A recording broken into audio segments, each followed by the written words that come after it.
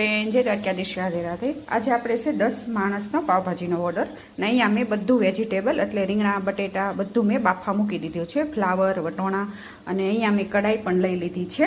અને હવે તેમાં આપણે તેલ ઉમેરી દેવાનું છે. અને અહીંયા તેલ પણ લઈ લીધું છે. જાજી પાવભાજી છે એટલે થોડુંક વધારે ઉમેરશું. અને અહીંયા મેં ડુંગળીને પણ ક્રશ કરી લીધી છે આવી રીતે. હવે ટમેટાને ક્રશ કરી લેશું.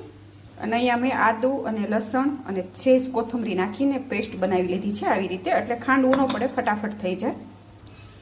ને તેલ ગરમ થઈ ગયું છે, થોડીક આપણે હિંગ ઉમેરી દઈશું. હિંગથી બહુ સરસ સ્વાદ આવશે. અને હવે આપણે જે પેસ્ટ બનાવી છે લસણની તે ઉમેરી દેવાની છે ને થોડીક વાર માટે સાતળી લઈશું. સીટી પણ ફટાફટ થાય છે. આપણું વેજીટેબલ બફાઈ ગયું છે. ગેસ બંધ કરી દઈશું. અહીંયા લસણની બફાઈ ગયું છે અને એમાં આપણે ડુંગળીની પેસ્ટ સેલ કરી છે તે ઉમેરી દેવાની છે. મિક્સ કરી લઈશું. અને થોડીક હળદર ઉમેરી દેવાની છે. અને સ્વાદ પ્રમાણે થોડુંક મીઠું ઉમેરશું. મીઠું થોડુંક ઓછું ઉમેરવાનું, કારણ કે આપણે બાફતી વખતે વેજીટેબલ બાફ્યું છે ત્યારે બધું ઉમેર્યું છે. અને મિક્સ કરી લઈશું. અને અહીંયા મેં જો તમે વટોણાનો સ્ટોર કરી દીધો હતો ફ્રીઝરમાં. મેં ફોલી અને આવી રીતે બોક્સમાં મેં ફિટ કરી મૂકી દીધા હતા. અને તે આપણે એક મુઠ્ઠી જેટલા જે આપણે આમાં ડુંગળીની સાતળી છે તેમાં ઉમેરી દેવાના છે, એટલે ઓટોમેટિક બફાઈ જશે. અને જો તમે વેજીટેબલ બધા બાફો ત્યારે તમે એમાં ઉમેરો તેમાંય પણ ઉમેરી શકો, પણ એ તો થોડાક વધારે બફાઈ જાય એટલે આખા ન દેખાય.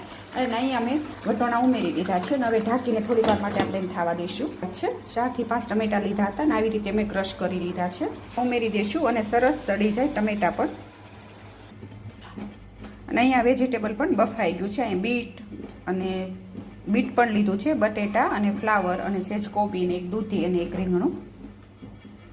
અને અહીંયા ડુંગળીની પણ બધું સતાળાઈ ગયું છે ને સરસ વટોણા પણ સડી ગયા છે. અને થોડો ગરમ મસાલો ઉમેરશું.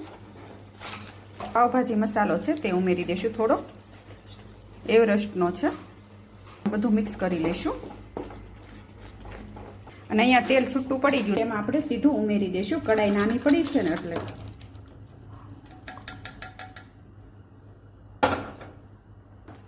અને મિક્સ કરી દઈશું. અને થોડીક વાર માટે થવા દઈશું. અને અહીંયા જો તમે તેલ થોડુંક છૂટું પડી ગયું છે.